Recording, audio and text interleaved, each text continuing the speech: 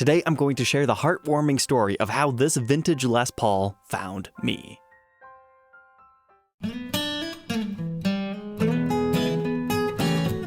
Welcome back, Troglodytes, to your daily dose of guitar information, the Trogly's Guitar Show. This story starts in November of 2022, when I found an old listing for the Gibson Jimi Hendrix Stratocaster case. You can check out this episode right here to learn all about the history of that guitar, but the pertinent details to know is John, the owner of that shop, drove them out to me, we met up, we bought the 3 cases, and everything was great. But then, about 3 weeks later, on December 7th, I received a new message from him. He was contacted by a couple yesterday that wanted to sell a 62 Gibson Ebony Block SG, and it had no case. And they had some pretty strong out-of-state offers, and this was just too much guitar for him at this point in time. So naturally, I'm looking at these photos. Okay, no neck break. We can see a clear serial number.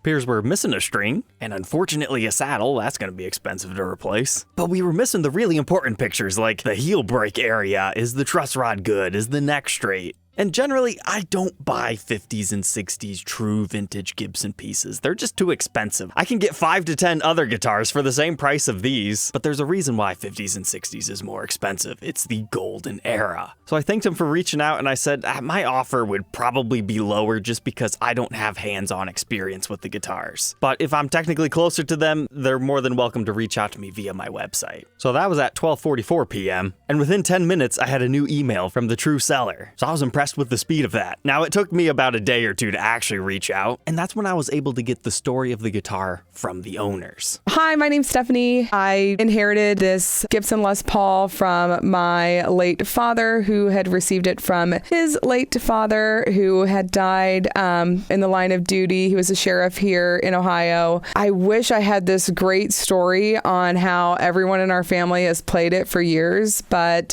realistically, it would be my grandfather, whom I didn't get the chance to meet. It was his. He played it, from what I heard anyways, off and on. It sat realistically in a safe for 30 years, probably more than that realistically. And I felt inclined to see that it gets a rightful home. My family was a little bit estranged, at least the relationship with my father. So, sentimentally, there really wasn't a whole significant value in keeping it, to me anyways. We went through kind of family tragedies. We had a house fire when I was like 12 years old. So material things don't really matter to me as much. It's more so the memories I create with my family and friends. So I felt it was injustice for me to keep it when I don't really have a love or passion of guitars.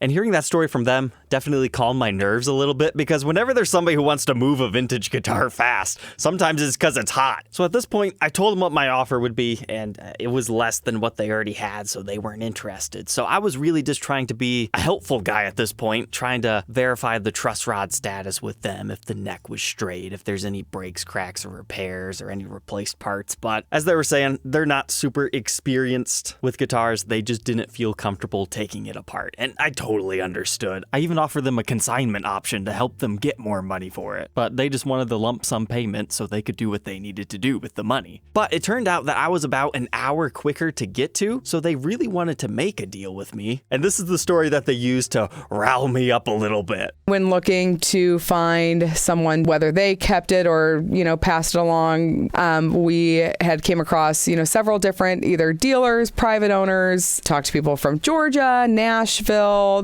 you name it. So without getting into too many details, because this is the internet, the people who were wanting to buy this will eventually see it. There's basically a long list of dealers trying to get this thing. They're offering to pay for shipping, pay for it to be professionally packed, or hey, take it to my dealer friend here and then he'll ship it to me so you don't have to worry about that. But then that dealer going, oh, no, I'm just gonna buy it myself. So it's kind of funny. There's just like this whole line of dealers trying to get this thing. And naturally, that gets me excited, because since I don't typically deal in 50s and 60s, as I was telling you guys, knowing that other dealers were willing to pay this amount made me think, well, I guess maybe I should be paying this amount. So at this point, I thought, how about I offer to come to them because they were planning to drive it down to a dealer the very next day. Now, unfortunately, banks, they close really early around here, so we weren't able to get the whole money situation or the cashier's check to be fully validated, for them to be comfortable, for me to go to them. Because remember, they don't know anything about guitars or the guitar community online, so I totally understood. I was a complete stranger. But once they saw my YouTube channel, they were all of a sudden very keen on getting this guitar to me. We ended up coming across Austin, who the moment we came to his personal home, he told us and had so much knowledge of guitars. It really made me very happy to, complete the transaction, knowing what knowledge he had and the fact that it is his life. And I know it will end up in a place where it's valued and cherished versus me, who doesn't necessarily know too much. So in a long twisted tale, they eventually ended up coming to me, which I'm actually really appreciative of, because then we were able to slightly more professionally capture the audio and the video and all that. It makes for a better viewing experience. And we just made a great little afternoon of this, where I got to personally hands-on, tell them the history of the Les Paul, because they didn't know it. And even though I didn't have the visuals with me, I told them I would put them in this video. So here we go, the history of the Les Paul model. Now keep in mind, all the dates I'm talking here are like plus or minus 6 months, because there was never, hey, it's New Year's, let's switch to this new style. It was always continual evolution of the Les Paul. The first production Les Paul looked like this. It was a signature model for a guy called Les Paul, a fantastic musician and recording artist and the inventor of multi-track recording in general. He's a big deal outside of his cool guitars. But the first iteration looked like this. Perhaps the most iconic feature is this trapeze tailpiece right here that makes these guitars very uncomfortable to play, and you can't actually do palm muting techniques. It's rumored that when they created this model, they forgot to account the belly carve right here of the guitar. So instead of being able to top wrap it, which would allow what players would need, they had to underwrap it to get action that players need. So modern players like to replace those with one that's designed properly, that looks like this. But the very first ones did not have a bound fretboard, and they had these slotted screws on the bridge pickup only. But there are very few out there that actually look like that. Most of them from 52 and 53 will have binding on the neck, and they don't have the diagonal screws. The next evolution looked like this. We've done away completely with the trapeze tailpiece, and we now have what is referred to as a wrap tail. While these might not be superior for intonation, they do have a vibe even yet today. The neck angles were also slowly adjusted throughout the evolution of this. But as far as the pickups and color go, it was all the same from 54 through 55. But the next stepping stone was in 1956 when they introduced the ABR1 bridge and stop bar tailpiece setup to the Les Paul model. So again, we still got P90 pickups, we just now have better intonation and a stop bar tailpiece. These are pretty desirable guitars. However, this iteration did not last very long, as in 1957 we have the introduction of the PAF humbucker, the golden standard as far as humbuckers go. As the name suggests, the humbuckers got rid of the hum that the P90 pickups are known for because they were single coils. Now throughout these years you could find gold tops that had a natural back and sides, and then you could also find all gold examples. This was the birth of one of the most famous guitars in existence, because the next year all that really needed to change was the finish. The introduction of the sunburst color. This was the birth of what people call the burst. And since the new color is not solid, we can now see the beautiful flamed maple underneath. A lot of times you just have a plain top, and sometimes they might not be perfectly centered.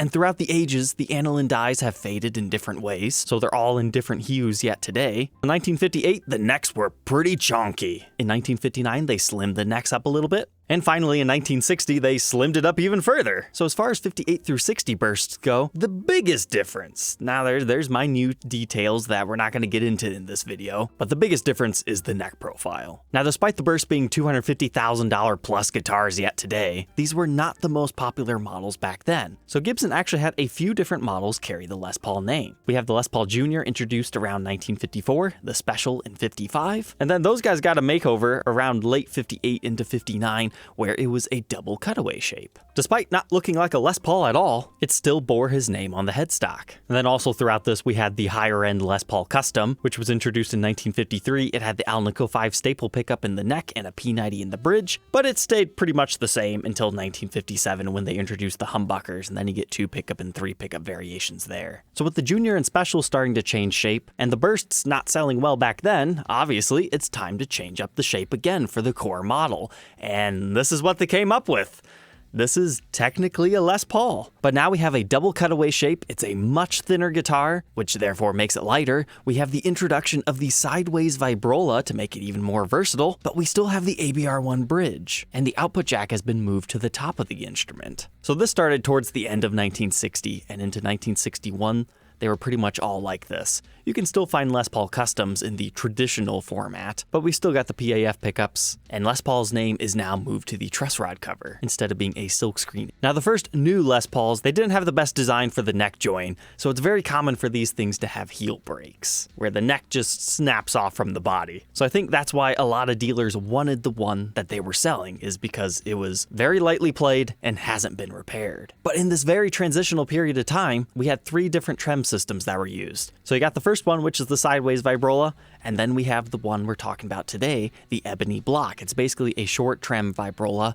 Typically, you find a teaspoon arm on it, very similar to what you would find on later Firebirds. But to fancy it up a little bit, they put this whole Ebony block that has a mother of pearl insert on it. As a side note, you could also find stock Bigsby's, but generally those were custom orders. But the final iteration of a Gibson branded trem system is known as the Maestro Lyre Vibrola. It's called a lyre because you have a little lyre harp right here. But there were also customs made during that time. They were generally white with 3 pickups with the sideways Vibrola, but you can still find some Ebony blocks. And you also had the juniors during that time, as well as the specials. And by the end of '63, Les Paul's name was completely removed from these guitars simply because his contract expired. There's a lot of lore out there that he didn't like the guitars. He told him to take his name off of it. But as far as I understand it from very reputable sources, it's just because his initial contract ended. And since everything was changing anyways, he wasn't really associated too much with this new shape. In fact, it seems Mary Ford used this new shape more often than less. So it was eventually renamed the SG for the solid guitar. So yes, this thing is technically a Les Paul still. And we could continue and talk about all the other iterations of the SG, but this is technically a Les Paul, so that's where the story ends for us today here. So history aside, let's get back to the one I bought, the Ebony block from 1962-ish. Why does it not have a case? My mom ended up throwing away the case because my dad had my mom sign a prenup. And in the prenup was that this was one of his, we were able to uncover obviously the guitar that was in late father's safe for years. Had it in a case for quite some time, but when he had passed, everyone was confused on where the case was. And I asked my mom, where did this case go? And she's like, you know what? I think you're going to be a little bit upset. I said, well, why would I be upset? I'm sure it's somewhere, right? She said, well, no, I threw it away. Everything happened with your father because if he was going to take the guitar, I was going to take the case. So if he held it over my head for years, then I was going to take the case. And I was like, well, at least I guess she didn't take the guitar and throw it away. No, God forbid. I think she had a little bit more sense than that. But emotions got the best of her in that manner. Which is kind of sad because to buy one of these today, you would have to pay this guy $1,600 because he happens to have a spare. Now, whether or not that's typical going prices, I'm not 100% sure. But if I was going to get one for this guitar, I'd probably want the kind of faux crocodile skin one that we've got going on here, as I believe that would be the most correct one for this particular guitar. However, when they dropped it off to me, I slapped it in my SG Sorrento artist case because that thing's styling. And out of all the SG style guitar models, I've always felt the Ebony block was by far the coolest. And it's the only one that hasn't ever been properly reissued by Gibson. I mean, you might find a custom order here or there, or like the Brian Ray SGs, where it's like one of the first times that they brought it back in a production run. But as far as Ebony block SG standard always being available, as far as I'm aware, it's never happened. But obviously, I had to do my due diligence. So I took it to the workbench, I took it apart, I verified all the parts, and I taught them about the whole blacklight process and things like that. And in the essence of entertainment, I'm just gonna walk you through that whole process again here in a minute. But this thing is filthy. Unfortunately, when it arrived, the nut was cracked on the E string. We were officially missing that saddle. This thing needs a little bit of TLC. And in the vintage guitar market, some guys hate it when you clean it, some guys don't. For me, I'm gonna clean this thing up and make it look as beautiful as humanly possible because it is in very clean condition for a vintage guitar from 1962. But while we get this thing cleaned up, how about we learn what they plan to do with their newfound cash flow? My stepdaughter, her mother's really not in her life. It's always made me feel very, sad for that, because my relationship with my father, like I said, was quite estranged, and we are planning on taking the funds of the guitar. I want to see that she gets a car. She graduated a year early from high school. We couldn't be more proud of her, and I just want to, give her a car for Christmas. And since my father was never really there for me and her mother was never really there for her, it made all the sense in the world to kind of make sure that that happens for her with, some of the funds from the transaction. So there we go. That's the tale of how this Les Paul found me and how through peer pressure, I ended up buying it so we could document it. So let's get this thing all cleaned up and I will show you the details and then get to that playing demo. After 2 hours, it's definitely a lot cleaner, but still has all the mojo. So check out these tan lines. What you're seeing here is the finish was covered over by the plastics, so it hasn't faded out by the sun. So you can see a very clear color difference between what this is, and you can also see that on the back here in a second. But yes, just like the bursts, you get the whole sun fading thing here. But now the moment of truth for the pickups. In 62, you can actually find a few different combinations of the pickups. If you're lucky, you have 2 PAFs in here, which is the holy grail of all electric guitar pickups. In the humbucker world anyways. But you can also find a patent number, which is the one that replace the PAF later on. Apparently they're very similar, but generally collectors want double PAFs in here. So this is the moment of truth.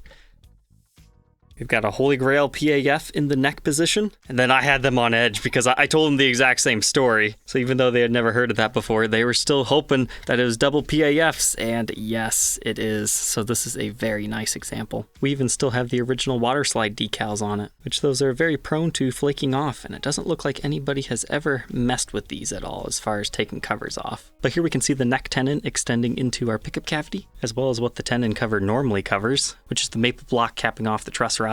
Everything's looking the way that I would want to see in here. Then here's our bridge pickup cavity. Everything's looking good there. You can also see all the white dust forming from the springs aging. I decided to leave that part alone. We've got an MR490 marking on our bridge pickup ring, then an MR491 on the neck. Perhaps the more famous marking is the M69 right there, visible on both of them. But what do Holy Grail PAFs read? I get a 7.46 in the bridge. Reading that doesn't make much sense in the neck. And within the circuit, the middle is 7.33, so yeah. Probably need to clean out the electronics. We're getting some error there.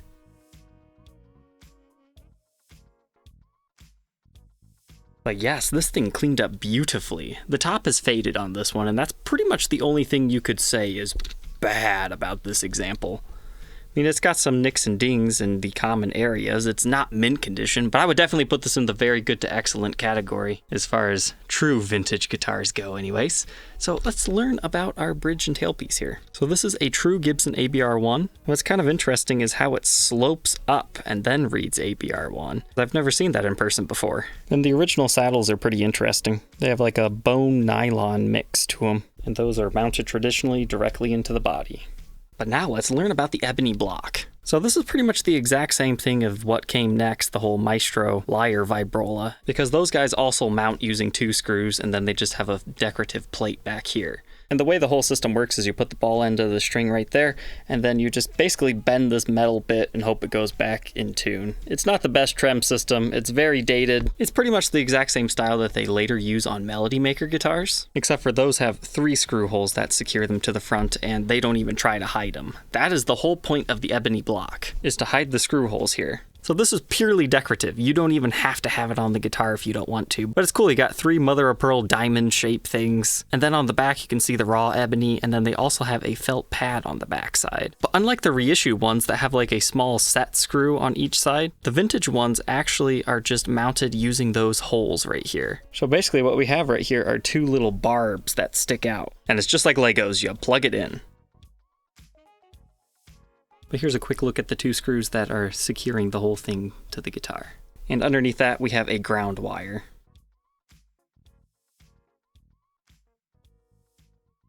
As far as our knobs go, beautifully aged here, silver top hats, 2 volumes and 2 tones labeled individually so you don't forget. And you have a 3-way toggle switch with your output jack on the front. Now outside of cracks right here and cracks at the typical break area, You also have to watch out for cracks right here. The wood is very thin on these. And I don't think we have any cracks on this example, but we do have a little bit of a darker stain in these areas. Perhaps somebody greased these pots and then that kind of sank into the wood grain. That's also a thing that happens.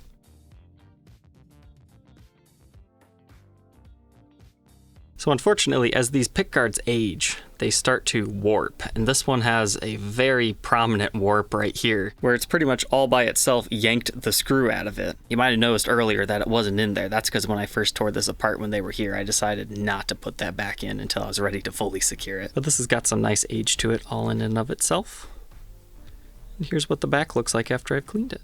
There's our tenon cover area, and the tenon cover itself. Now the customs, they had Les Paul Custom right there, when they were still called Les Pauls anyway.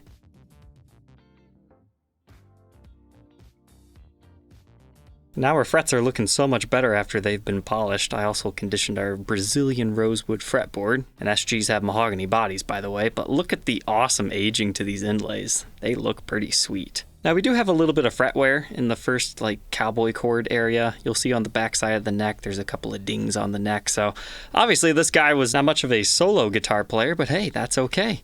That's probably why it survived in such great condition. But it's got a 24 3/4 inch scale length with a nut width of 1.7 inches by the 12th, 2.05. We've got a first fret neck depth of a skinny 0.83, wow. And then only 0.91 by the 12th, that's crazy. But here's that neck at the first fret and the 12th fret. It's just really rounded. It does widen up towards the 12th, but it's just so round you don't really notice it.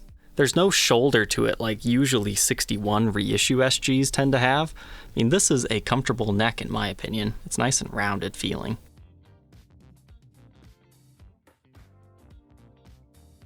Now, unfortunately, when this thing got to me, my heart sank as soon as I saw that the nut was actually busted. This had been strung up with flat wound strings for who knows how long, just sitting. I actually decided to save the strings that were on here so I could show them to you. Yeah, flat wounds. That's also why we don't have tons of fret wear on this thing. But the pressure of the low E string was too much. It actually cracked the nut right through the slot. So my options were to either replace it or maybe try to glue it. Now I tried to take it to a professional, but unfortunately he wasn't feeling well. So I gave it the old college try, and yeah, I'm hoping this is gonna at least last me long enough to get a demo for this video. And then I don't know, we're probably gonna have to replace the nut at some point in time. But our headstock is beautiful again. I always say you can never know the true condition of a guitar until you clean it, because you could not see these lines on the headstock before I cleaned it. That's pretty common to see on these too. Because the veneers of this is actually made of Hollywood. You see this layer right here that almost kind of looks like a binding? That's actually the Hollywood that you're seeing that they placed on top of the mahogany. So I'm betting what we're seeing there is just like the wood grain of that wood underneath. But our truss rod is perfect on this one. Probably wasn't used too much. Here's our very cool Les Paul truss rod cover. Nice and aged.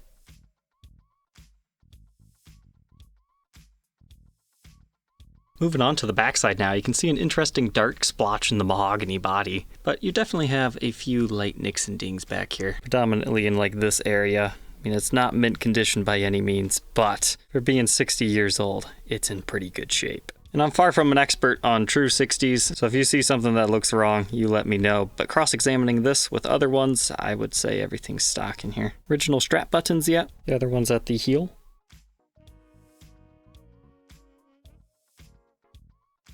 And this was a really scary line to see at first, but no, it's just wood grain, it's not a crack. The neck on this one, to me, looks 100% perfect, that there's nothing ever been done to it. Honestly, we don't even have that many finish check lines on it, there's a few right here. As far as the only thing that you need to make an excuse for on this example is it looks like the fretboard might have tried to lift just a tad, and that caused the finish to crack in this area. I guess it could be very lightly in the wood too, but it's not your typical actual break. I mean, there's nothing you can even do for that. Along those lines, the binding is just a little bit loose. Could definitely stand to get glued back down, but I think I'll wait for somebody who has the exact right stuff to get that done. It's definitely not falling off by any means.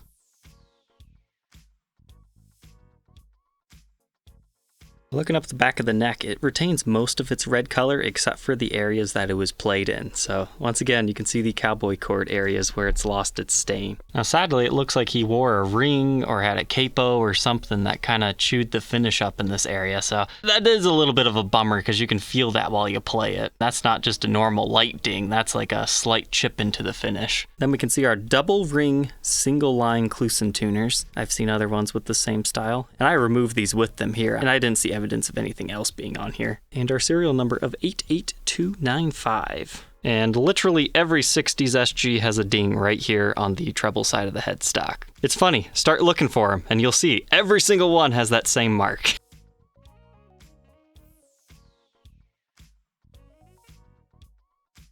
Now we need to do our blacklight test.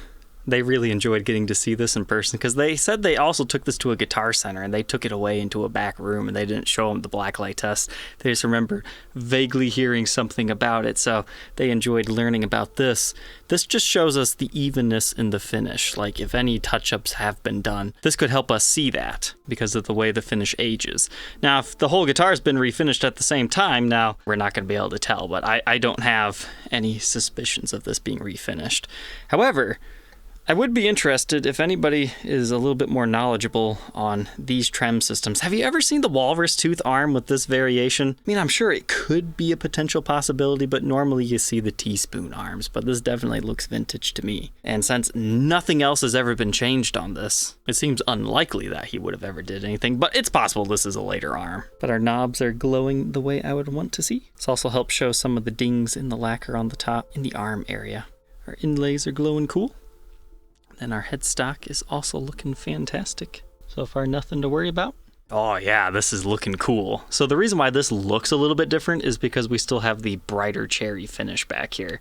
So you can see that's just a little bit more into the wood grain, so that helps us see that. But if you were to fade this out in the sun, it would look exactly the same as the top. Here's a look at our electronics. You can see a little bit of finish wear up here, probably where they were rounding over at the fretboard edges. New from the factory, and then everything's looking okay here. Here's that fretboard lifting area, by the way, just right here under blacklight. And moving up the back side of the neck, you can see those chips in the finish that I was talking about here a little bit more clearly. But thankfully, no cracks in the headstock. Everything is very evenly glowing. And when each pickup is worth as much as a Les Paul reissue on the used market, you also have to blacklight these. And I would say our bridge pickup's looking okay, as is our neck pickup here. Kind of fun to see the cavities under blacklight.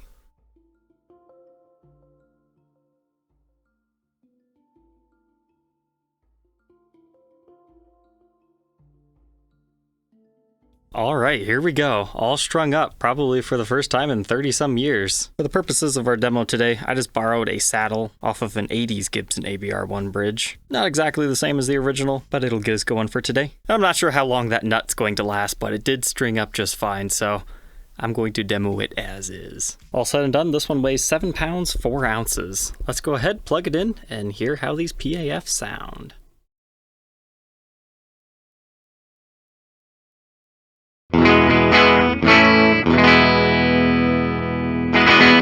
Okay, unfortunately, I have very, very sad news. The neck pickup's broke. It doesn't work. And I tried messing with it. I pulled it all apart again to see if something was shorting it out. I moved around some wires without breaking any original solder joints. I tried getting my multimeter out to see if the pot was bad or if it was the pickup. I could no longer get a reading out of the pickup like normal, so I don't know. It's the one thing I didn't check while they were here, but I'm not gonna hold it against them. That's my fault. I'm sure it's a simple fix.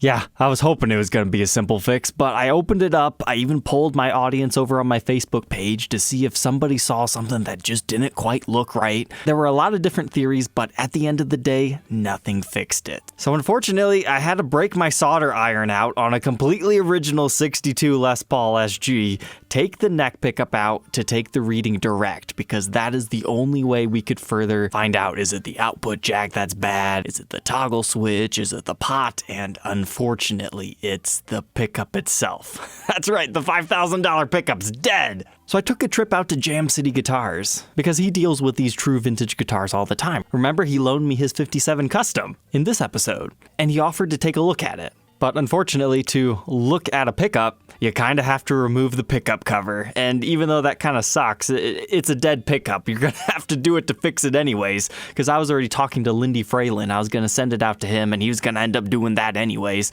So I figure, maybe there's just like something in here that could be a quick fix. But unfortunately, all we found was that the slug coil side has died. So I was very appreciative of Jim helping me out here. But it still needed to go out to Fralin to get rewound. So yeah, it's going to be a rewound neck pickup. Not as cool as all original untouched, but at least we know it's still the original pickup. So unfortunately, we don't have the neck pickup for this one.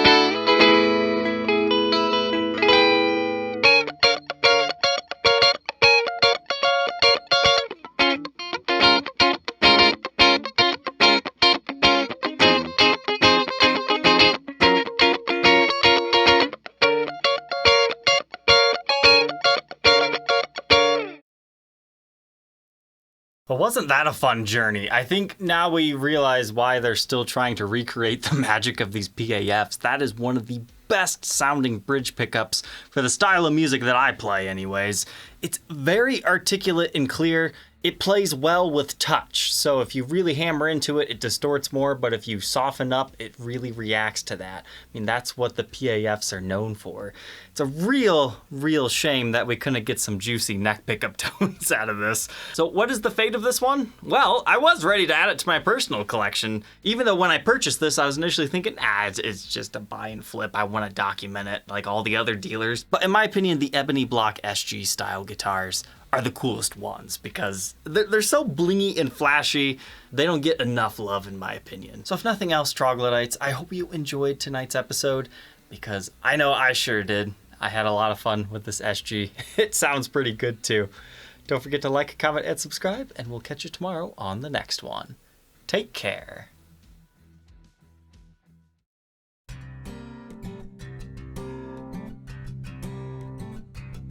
If you enjoyed tonight's episode, how about this other 50s double cut? Didn't leave the factory as a double cut, but hey, that's the story of this Les Paul.